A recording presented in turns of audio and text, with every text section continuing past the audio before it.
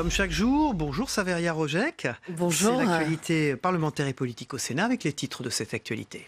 Bonjour à tous et bienvenue dans cette édition. Le Sénat rejette la revalorisation de l'allocation adulte handicapé. Le groupe communiste proposait que cette allocation ne tienne pas compte des revenus du conjoint. En réaction, les communistes ont publié les noms de ceux qui ont voté contre. On appelle ça le name and shame. Jean-Paul Delevoye, auditionné au Sénat hier, le monsieur retraite du gouvernement, a dévoilé ses premiers arbitrages concernant la réforme des retraites, notamment la mise en place d'un système universel ou encore l'équilibre financier de la future réforme. Des garanties pour les départements. Jacqueline Gourault s'engage. Il y aura bien un geste financier à l'encontre des départements, en particulier en ce qui concerne l'accueil des mineurs handicapés. Le Sénat rejette l'allocation adulte handicapé. Le groupe communiste proposait que cette allocation soit revalorisée. Elle ne tienne pas compte des revenus du conjoint. Les communistes qui ont publié les noms de ceux qui ont voté contre, on appelle ça le name and shame. Les explications de Géraldine Bavolo. Aller vers plus d'autonomie financière pour les personnes handicapées, c'est ce que souhaite le groupe communiste en proposant que l'allocation aux adultes handicapés ne tienne pas compte des revenus du conjoint. Cette allocation permet d'assurer un minimum de ressources. Elle est attribuée selon des critères comme le niveau d'incapacité de la personne, l'âge, la résidence et les ressources financières. Nous considérons que c'est une allocation d'autonomie financière, qu'elle est attachée à la personne par rapport à un handicap. Malheureusement d'ailleurs, en général, cet handicap reste à vie. Donc c'est important que cette allocation soit rattachée à la personne. Important pour des raisons financières, mais aussi important pour des raisons de dignité et de droits humains. Une allocation qui n'est plus perçue par la personne handicapée lorsque son conjoint gagne plus de 2 200 € par mois. Pour ses opposants à la proposition de loi, la mesure est difficile à chiffrer et il est nécessaire d'avoir une réflexion plus globale. Il faut refondre complètement les minima sociaux dans le cadre du fameux revenu universel d'activité. Et c'est la raison pour laquelle je pense qu'il est prématuré de ne parler que de l'allocation adulte handicapé sans voir les choses dans la globalité. Le texte a été rejeté en séance publique cet après-midi. La présidente du groupe communiste, Éliane Assassi, souhaite rendre public les noms des personnes qui ont voté contre cette proposition. Voilà une menace mise à exécution puisque le groupe communiste a bien publié la liste détaillée des votes, même stratégique que François Ruffin à l'Assemblée. On appelle ça le name and shame. Jean-Paul Delevoye, auditionné au Sénat hier, le monsieur retraite du gouvernement, a dévoilé ses premiers arbitrages concernant la réforme des retraites, notamment la mise en place d'un système universel ou encore l'équilibre financier de la future retraite. Samia Dechir. Les pistes de la réforme des retraites sont déjà connues. Jean-Paul Delevoye les a dévoilées aux partenaires sociaux il y a 2 semaines.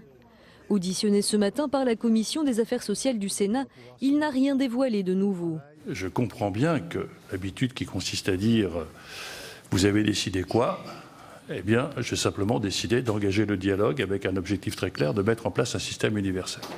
Les discussions vont se poursuivre pendant 6 mois, mais certains points sont déjà actés. Le futur système de retraite sera le même pour tous les Français.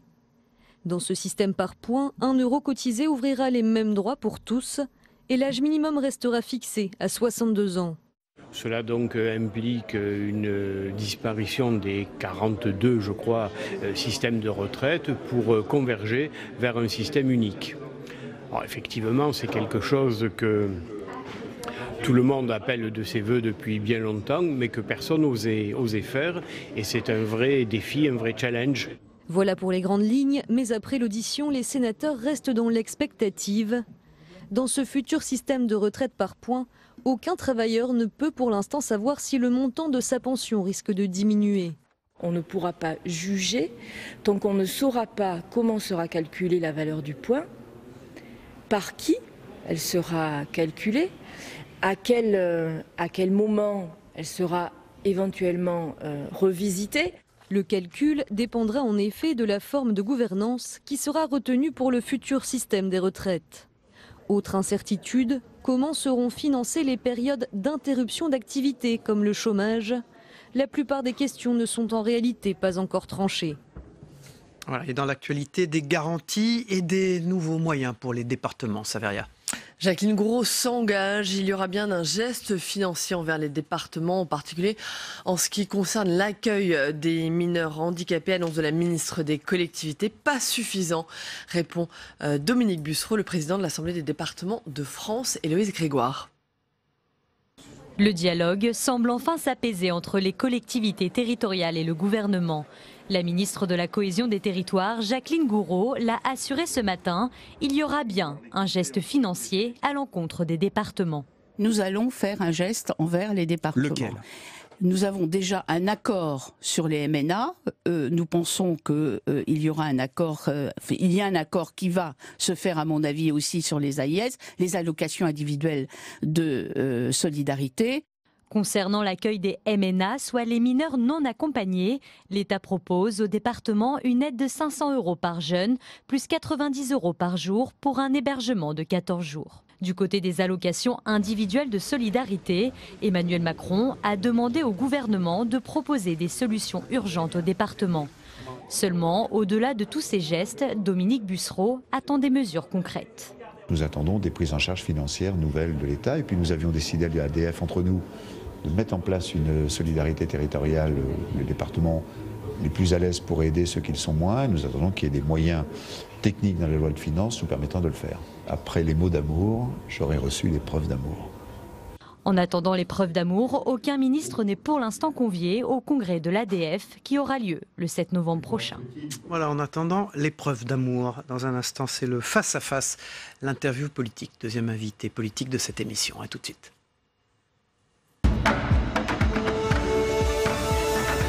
Il s'agit ce matin sur ce plateau de Patrick Chaise, le sénateur Les Républicains de l'Ain. Merci d'être avec nous ce matin. Bonjour. Bonjour Patrick Chaise, on vient de voir ce sujet sur les inquiétudes de l'ADF. Est-ce que vous pensez qu'on peut sauver, qu'on va sauver les départements ? Alors c'est une question à la fois complexe et qui n'engage que sur le gouvernement actuel. Donc il me sera difficile de pouvoir donner une réponse formelle. Néanmoins, je pense qu'il serait utile de sauver les départements. Pour ma part, je pense que la réforme territoriale telle qu'elle a été menée a finalement eu des effets qui allaient à l'encontre de ses objectifs initiaux. Je m'explique. Si j'en crois les intentions, il y avait une volonté de renforcer 2 échelons au niveau de l'organisation territoriale, l'échelon régional et l'échelon intercommunal. Pourquoi pas ? J'allais dire, il y avait une volonté effectivement qui était exprimée de dire supprimons des strates, essayons de fluidifier. Sauf que cette réforme, telle qu'elle a été engagée, a fait qu'on a agrandi de façon très large les régions et agrandi de façon très large les intercommunalités.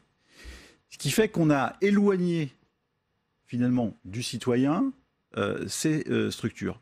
Et donc du coup, je pense que les départements ont repris du sens, contrairement encore une fois à l'objectif initial.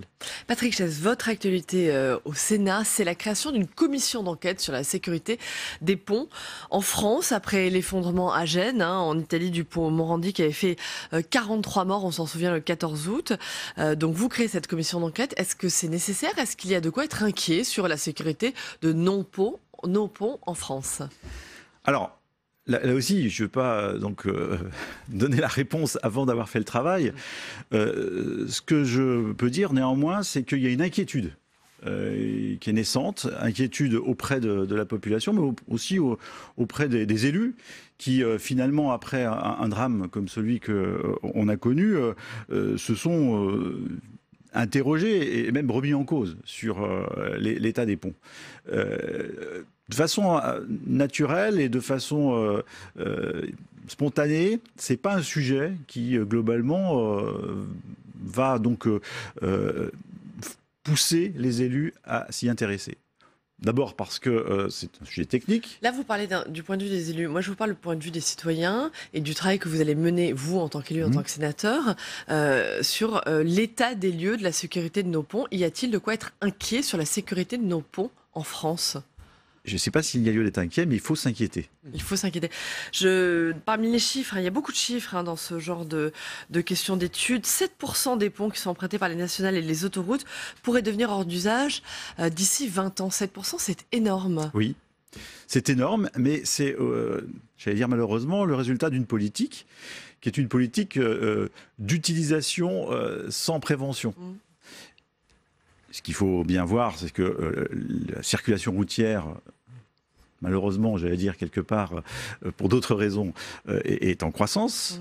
Que les ponts qui ont été construits dans des périodes, par exemple, où on n'utilisait pas des charges aussi importantes sur les véhicules, subissent chaque jour des contraintes qui, à un moment donné, crée une usure de ces ouvrages. On peut craindre des drames comme en Italie, comme on a vu en Italie ?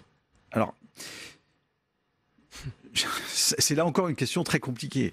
Je crois qu'il faut qu'on fasse tout ce qui est en notre pouvoir pour éviter ces drames.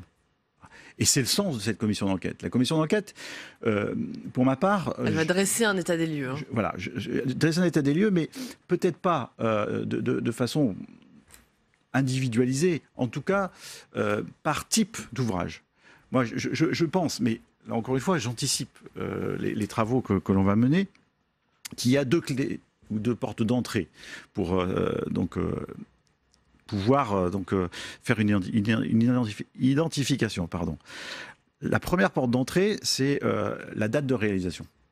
Encore une fois, il y a des ponts qui ont été réalisés, notamment, je pense, en période d'après-guerre, dans des conditions rapides, peut-être de façon un peu succincte, et avec des contraintes à l'époque qui n'étaient pas celles qu'on connaît aujourd'hui.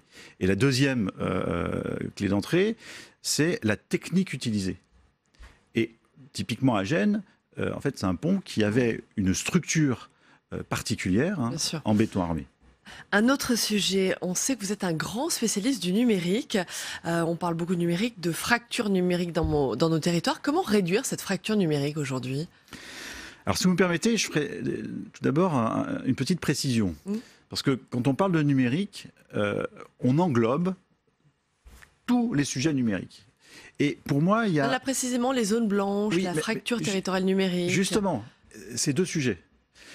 Le sujet de la téléphonie mobile et le sujet, en fait, du réseau fixe fibre optique. C'est 2 sujets complémentaires. Ils sont distincts ? Mais qui sont distincts et qui sont traités de façon différente. Mais comment sont-ils distincts ? Parce que pour les usagers, ils ne le sont pas. Ils le sont par la technologie et par l'organisation qui en est faite autour. Très rapidement, si vous me permettez, donc au niveau de la téléphonie mobile, on est sur finalement un accord qui est entre les opérateurs et l'État. Les collectivités locales ne sont pas impliquées, en tout cas financièrement. Et c'est ce qui a été appelé le New Deal, qui a été signé en début de cette année. Pourquoi ? C'est parce qu'on est sur un secteur concurrentiel et où les opérateurs utilisent des fréquences qui sont des biens immatériels de l'État, en fonction d'un cahier des charges. Ce cahier des charges, jusqu'à aujourd'hui, il était peu ambitieux. Le nouvel accord qui a été passé a fait qu'on a durci les conditions de ce cahier des charges pour faire en sorte que, dans les prochaines années, il y ait une couverture la plus totale possible de la population. Très bien. Pour terminer, Patrick Chaize, le maintien des services publics dans les territoires ruraux. Vous avez été à l'Observatoire national de la présence postale. Comment on maintient les services publics dans nos territoires ? Alors, donc j'ai été effectivement élu avant-hier à l'Observatoire national de la présence postale. J'allais dire, le service postal est un des derniers services publics de proximité. C'est le premier, la Poste, c'est le premier et le dernier interface. Exactement. Pour la plupart des usagers dans nos territoires. Et c'est pour cela que cet observatoire a un rôle prépondérant pour faire en sorte que ce dernier présent sur l'ensemble du territoire puisse préexister et faire en sorte que le lien avec la population reste. Mais très rapidement, comment justement maintenir ce lien dans nos territoires et cette présence des services dans nos territoires? Alors, très rapidement. Il faut être inventif, il faut donc pousser, j'allais dire, la Poste et les autres services publics à se coordonner, à se mutualiser par la création, par exemple, des maisons de services au public, qui donc sont portées pour une partie par la Poste, c'est-à-dire que la Poste ouvre ses portes pour que les autres services publics viennent proposer leurs services, en tout cas créer un point de contact avec la population. Et donc justement, dans l'Observatoire, il y a une mission d'observation sur des innovations qui pourraient être faites ici ou là et qui pourraient être ensuite dupliquées. Très bien. Vive les postiers. Exactement. Patrick, juste, ça va, Roger, que vous avez interrogé là-dessus. Il y a une liste disponible, publique, des ponts et éventuelles infrastructures dangereuses ou pas? Juste très vite. Pas encore, mais ça fait partie de les afficher publiquement. Voilà, tout à fait. Merci Patrick Chaz, sénateur républicain merci de l'Ain. Merci Saveria. On passe tout de suite à l'agenda.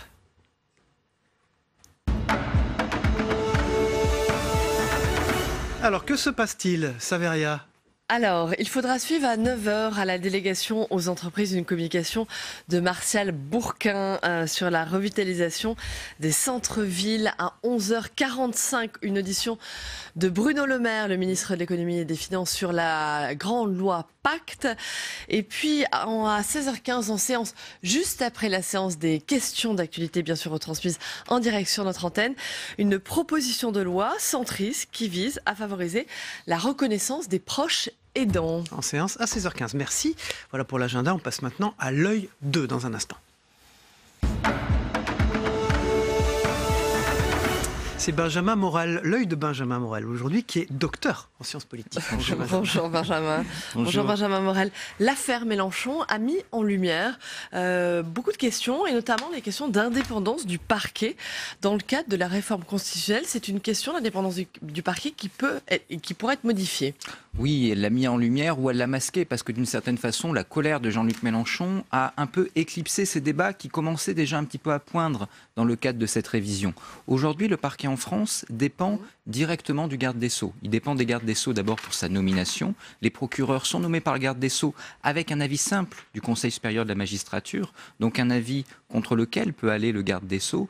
Et ensuite, le garde des Sceaux a un pouvoir d'instruction générale sur ce parquet, c'est-à-dire que le parquet est l'instrument du gouvernement pour mener sa politique pénale. Mais pourquoi ça pose problème, la situation actuelle? En quoi ça pose problème? Pourquoi il faut le réformer? Eh bien, ça pose problème parce que du coup, le parquet, qui est censé être une instance juridictionnelle indépendante, eh bien, n'est pas tout à fait indépendante. Alors certes, le Conseil constitutionnel, en 2017, a dit que, eh bien, il n'y avait pas la même nécessité d'une garantie d'indépendance que pour les juges du siège. Néanmoins, la Cour européenne des droits de l'homme, en 2010, a dit que cette indépendance discutable conduisait à ne pas considérer réellement le parquet comme relevant de l'autorité judiciaire. Donc on voit que là-dessus, il y a un certain nombre de questions. Par ailleurs, le parquet, le gouvernement, plutôt le garde des Sceaux, dispose d'un pouvoir d'instruction générale sur le parquet, mais pas d'instruction individuelle. C'était ce qui était en débat avec l'affaire Mélenchon.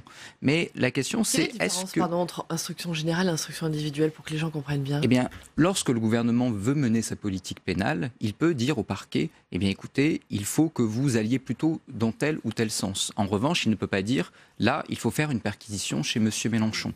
Donc vous voyez que... Pas d'instruction à visée politique. Exactement. Pas au-delà de la visée politique. Il ne peut pas nommément nommer une instruction sur quelqu'un. Mais vous voyez que, et votre question est révélatrice, pour les acteurs, pour les justiciables, mais également pour les acteurs de la justice, eh bien cette distinction, elle est compliquée à faire, elle est difficile, et en tout cas, elle pose toujours des questions, et elle pose toujours un doute sur cette indépendance de la justice. Et alors c'est pour ça qu'il faudrait une réforme, quelles sont les modifications qui sont envisagées justement dans la réforme? Les modifications ne vont pas très loin. En fait, ce que propose la révision constitutionnelle, c'est de transformer l'avis simple du Conseil supérieur de la magistrature, c'est-à-dire un avis contre lequel peut aller le garde des Sceaux, en un avis conforme, un avis contre lequel ne pourrait pas aller le garde des Sceaux. Mais on voit que sur la question du pouvoir d'instruction générale, il n'y a pas grand-chose, et que surtout, eh bien, si on prend l'affaire, par exemple, de la succession de François Molins, cette réforme n'aurait rien changé. Parce que le vrai pouvoir du gouvernement, c'est pas de nommer un candidat avec un mauvais CV,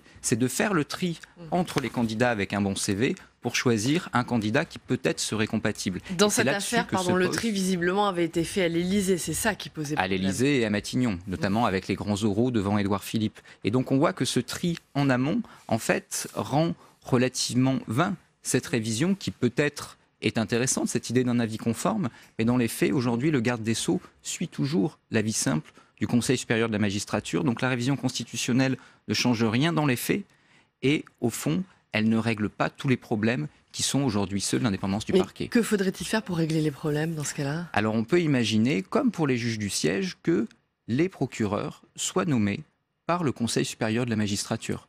C'est quelque chose qui a été réclamé par un certain nombre de syndicats de magistrats et qui aujourd'hui apparaîtrait comme la réforme la moins mauvaise pour permettre une forme d'indépendance. Ça renforcerait leur indépendance ? Ça renforcerait leur indépendance parce qu'encore une fois, cette nomination ne dépendrait plus entièrement du garde des Sceaux, quand bien même l'avis du CSM, encore une fois, s'impose. Mais comme je le disais, le tri se fait en aval. Et pourquoi le gouvernement n'a pas retenu cette possibilité-là ? Emmanuel Macron a considéré qu'il ne fallait pas rompre le lien entre le parquet et le gouvernement. Et on peut comprendre également cet argument parce qu'encore une fois, le parquet est un instrument de la politique pénale du gouvernement. Si le gouvernement perd la main sur le parquet, il est handicapé dans sa possibilité, dans sa capacité à mener la politique pénale qu'il souhaite. Et pour le coup, c'est une prérogative que ne veut pas perdre aujourd'hui le gouvernement français. Très bien, merci beaucoup. Merci Benjamin. Merci Benjamin Morel, docteur en sciences politiques. À bientôt. On passe maintenant à la revue de presse dans un instant. À tout de suite.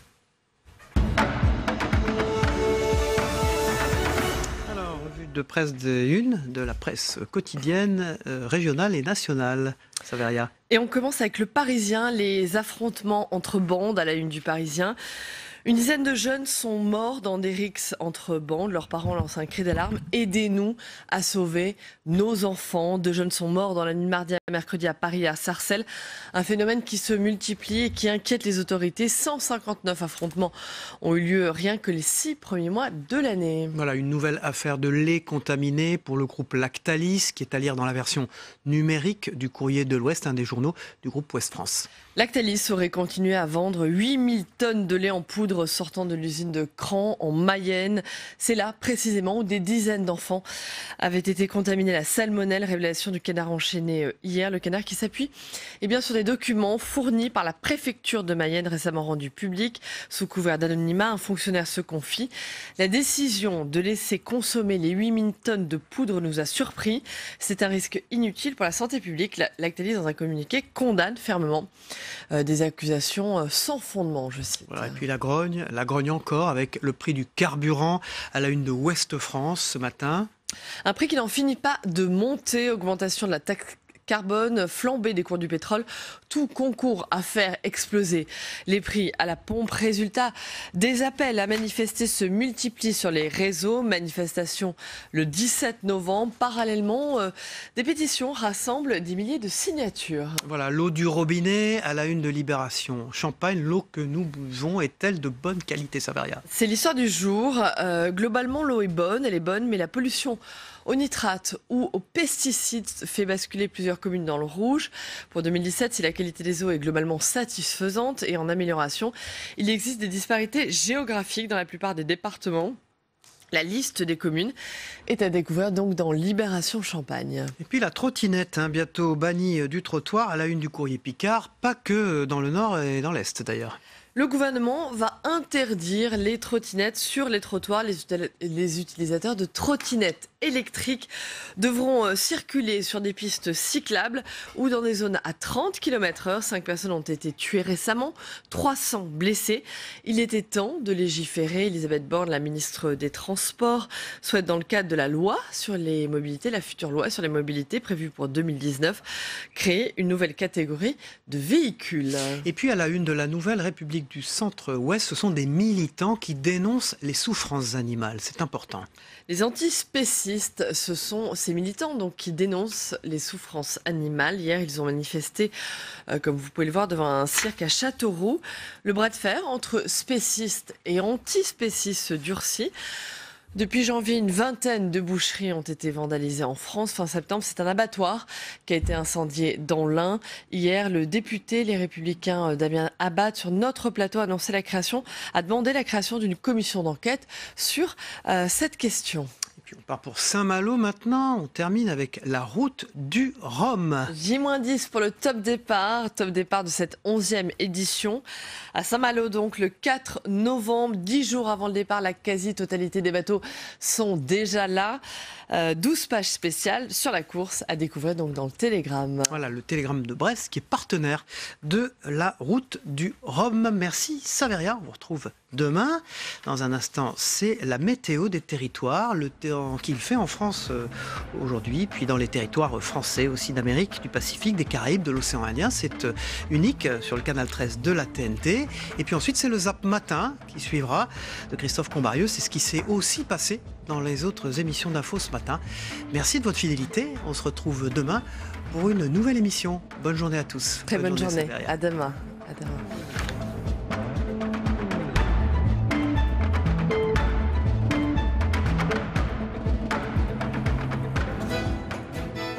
La météo vous est présentée par l'Assemblée des départements de France.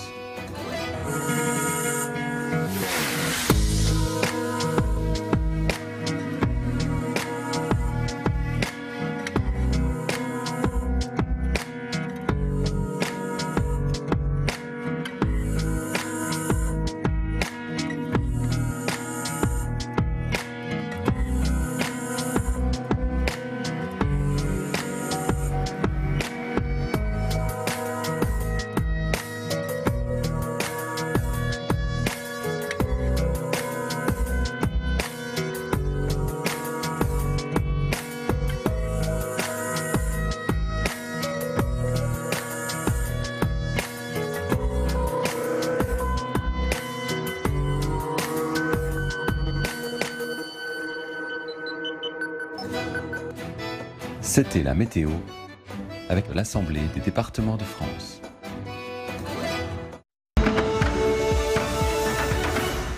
Ces ventes d'armes sont une ignominie. Ce business pue le pétrole, l'argent, les dollars et le sang. Combien de morts faudra-t-il pour arrêter ces horreurs? Ce crime a réellement été douloureux pour les Saoudiens et je pense pour tous les gens à travers le monde.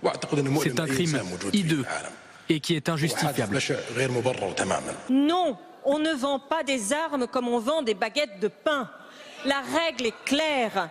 La règle, c'est que toute vente d'armes est interdite, sauf autorisation express. Pourquoi dire stop à la Syrie d'un côté et continuer, allez-y, à l'Arabie Saoudite? Parce qu'il y a le pétrole. Nous réclamons que toute la lumière soit faite.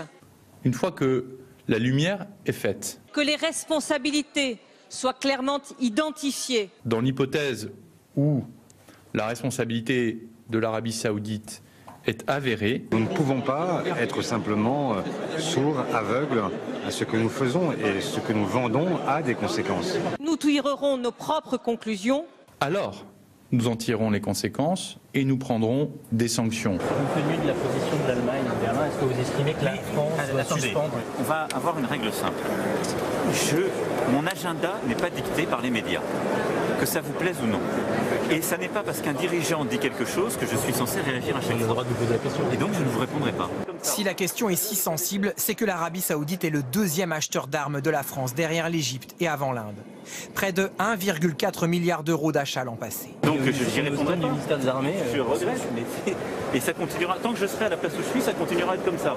Que ça plaise ou que ça déplaise. Voilà, on va la voir avec sa chaussure sur les documents du commissaire européen. Voilà, il prend sa chaussure. L'Europe qui a retoqué, vous le savez, le budget italien, l'Italie a 3 semaines. La Commission européenne a retoqué le budget. Pourquoi? Ce n'est pas une décision de technocrate, c'est l'application d'un traité qui a été voté par les peuples européens et de décisions qui sont prises par les chefs d'État et de gouvernement. Il faut arrêter de parler de la technocratie de Bruxelles. Elle ne fait qu'exécuter les décisions des politiques. L'Union européenne aujourd'hui se comporte un peu comme un animal blessé. C'est-à-dire, plus elle est affaiblie et discréditée, plus elle est agressive contre les pays qui refusent les exigences, les injonctions de la Commission européenne. Sous prétexte que ce n'est pas le gouvernement que Bruxelles veut, on retoque le budget, c'est scandaleux. Et je me réjouis qu'enfin il y ait des hommes politiques italiens qui disent maintenant, ça suffit.